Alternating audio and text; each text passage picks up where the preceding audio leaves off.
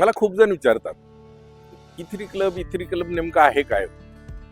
It is simple, very simply I can put it in words that इथरी club is a one stop solution for growth of the entrepreneurs. मग तो ज्याची उद्योजक होण्याची इच्छा असेल त्याच्यासाठी पण हा प्लॅटफॉर्म आहे.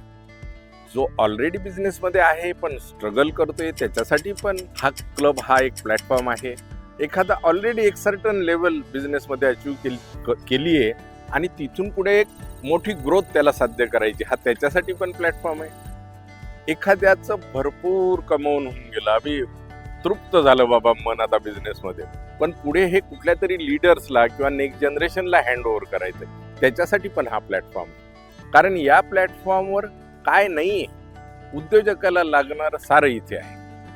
स्ट्रॉंग रिलेशनशिप बॉन्ड्स आहे, नेटवर्किंग आहे, बिझनेस रेफरल्स मिळतात. याचं फाउंडेशनच इंटेग्रिटी आहे बिझनेस क्लबचं. आणि या इंटेग्रिटीच्या फाउंडेशनवर ग्रोथ, इथरी क्लबची पंचलाईनच आहे, ग्रोईंग बिझनेसेस. हा एक समूह, एक कम्युनिटी जी एकमेकाच्या ग्रोथसाठी उभी आहे आणि हे सगळं करत असताना ते सेवाभावाने एकमेकाला मदत करत आहे. अशांचा हा समूह आहे. फक्त मला पाहिजे यांचा नाही. Here giver gets in abundance.